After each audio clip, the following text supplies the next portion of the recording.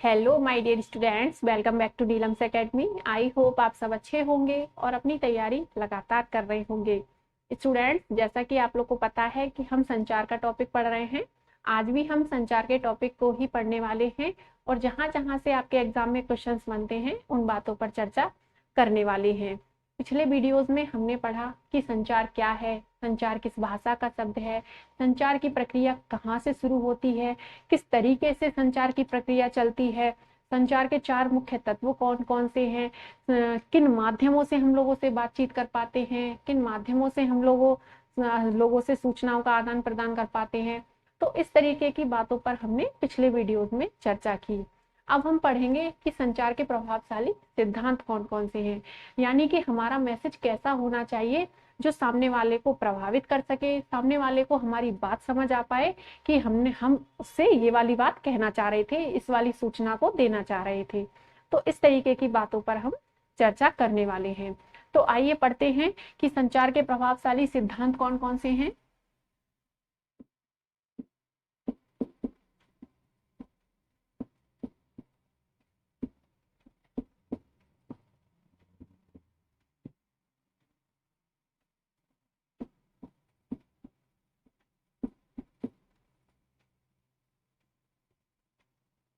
तो इसमें सबसे पहला जो सिद्धांत है वो है सरल और स्पष्ट। सामने वाले को जो भी हम मैसेज दे रहे हैं, जो भी हम सूचना दे रहे हैं, वो हमारा मैसेज कैसा होना चाहिए, सरल और स्पष्ट होना चाहिए, जिससे कि सामने वाला हमारी सूचना को, हमारे मैसेज को समझ पाए कि हम उससे क्या कहना चाह रहे हैं। नेक्स्ट है इसमें संक्षिप्त, यानी कि कम से कम शब्दों में ज्यादा से ज्यादा सामने वाले को अपनी बात हम कह पाए। तो हमारे मैसेज में संक्षिप्त रूप होना चाहिए। ऐसा नहीं है हमने बहुत सारी बकवास कर दी और सामने वाले को हमारी एक भी बात समझ नहीं आई, तो हमारा मैसेज ऐसा नहीं होना चाहिए। हमारे मैसेज का संक्षिप्त रूप होना चाहिए, यानी कि कम से कम शब्दों का प्रयोग करते हुए हम सामने वाले को अपनी बात समझा दें। नेक्स्ट है इसमें अर्थपूर्ण। हमारी मैसेज का कोई मतलब भी होना चाहिए, हमारा मैसेज अर्थपूर्ण होना चाहिए, मीनिंगफुल होना चाहिए, और जिससे कि सामने वाला हमारे मैसेज को समझ पाए कि हाँ, ये मैसेज इस उद्देश्य से भेजा गया है, इस मैसेज का ये अर्थ है। तो हमारा मैसेज मीनिंगफुल भी होना चाहिए। नेक्स्ट है इसमें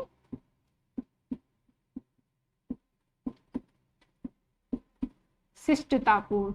हम जो सामने वाले को सूचना दे रहे हैं, जो मैसेज दे रहे हैं, उसमें हमारा व्यवहार शिष्टतापूर्ण होना चाहिए। चाहे हम लोगों से बोल करके बातचीत कर रहे हैं, चाहे हम लोगों से लिखित रूप से बातचीत कर रहे हैं, तो हमारे मैसेज में एक नैतिकतापूर्ण, एक सामाजिकता भरा हुआ मैसेज होना चाहिए, एक शिष्टतापूर्ण व्यवहार उसमें होना चाहिए, जिससे कि सामने वाले को हमारी बात समझ भी आ जाए और उसे हमारी बात बुरी भी ना लगे।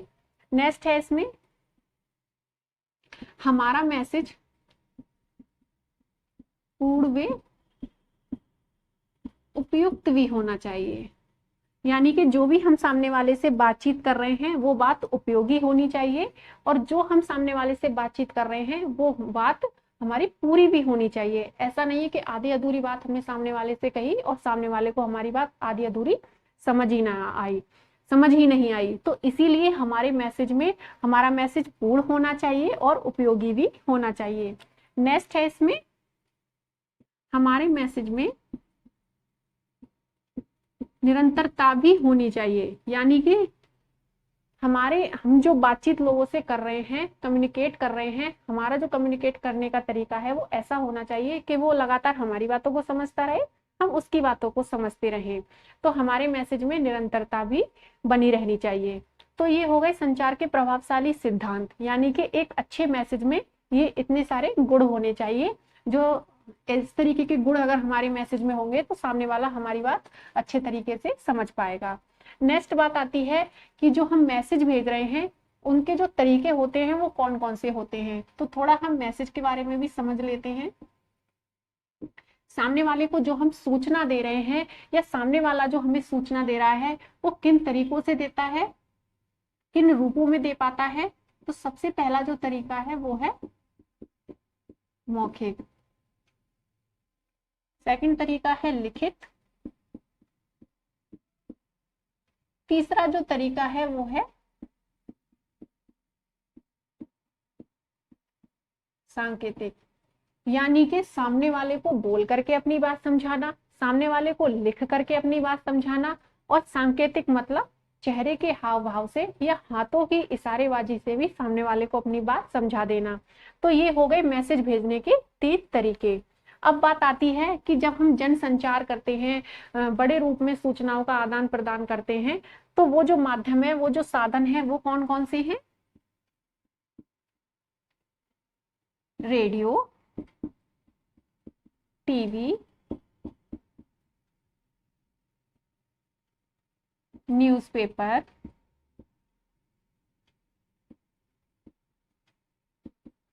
इंटरनेट। इन सब के माध्यम से भी तो हम लोगों से बातचीत कर पाते हैं। समाज में क्या चल रहा है, हमारे देश में क्या चल रहा है, हमारे आसपास क्या चल रहा है, तो इन सब माध्यमों से भी तो हमें सूचनाएं मिलती रहती हैं। तो इन सब के माध्यमों से भी एक संचार की प्रक्रिया चलती रहती है। नेक्स्ट हम पढ़ेंगे कि प्रसार कार्य में संचार का क्या महत्व है, क्योंकि हम प्रसार शिक्षा में ही संचार को पढ़ रहे हैं, तो हम प्रसार कार्य में भी संचार का महत्व पढ़ लेते हैं।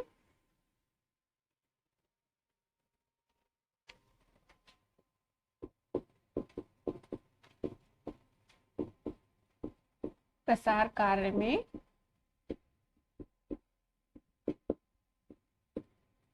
संचार का महत्व। तो सबसे पहला जो महत्व है वो है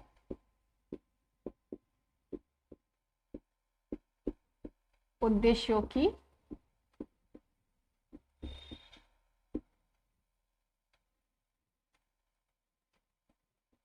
प्राप्ति के लिए।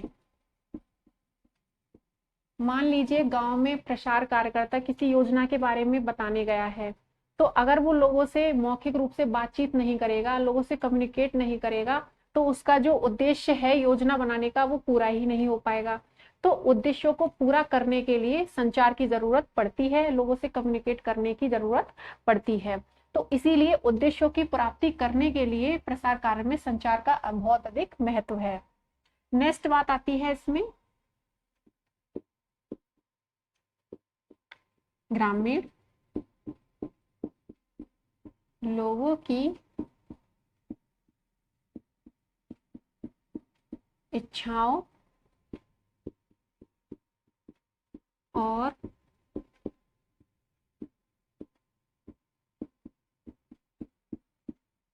आवश्यकताओं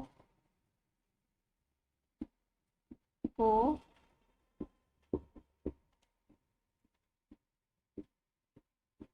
समझने में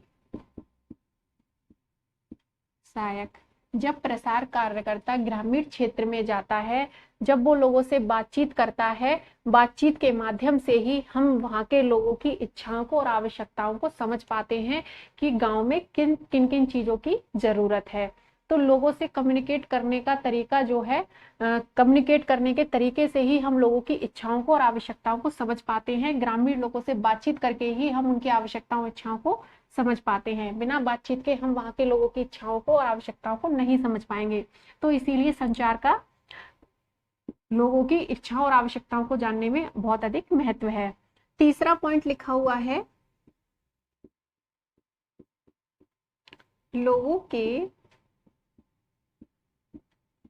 व्यवहार, ज्ञान व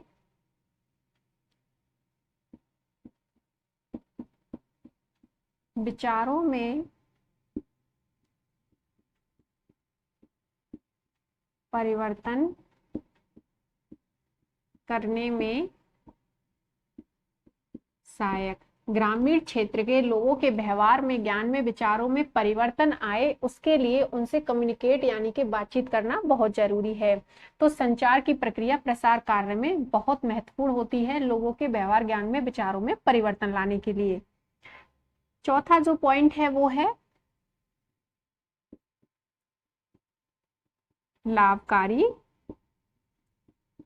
और नवीन विचारों को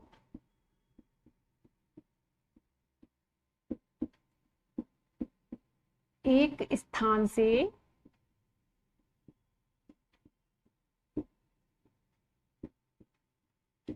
दूसरे स्थान तक पहुंचाने में सहायक। जो नवीन विचार हैं, जो नई विचारधाराएं हैं, जो हमारे लिए लाभदायक हैं, उन विचारों को पहुंचाने का काम कौन करता है? संचार ही करता है। लोगों से बातचीत करके हम एक दूसरे से अपने जो नए विचार हैं वो साझा कर पाते हैं और उनसे क्या ले पाते हैं? लाभ ले पाते हैं। अगला जो तरीका है वो है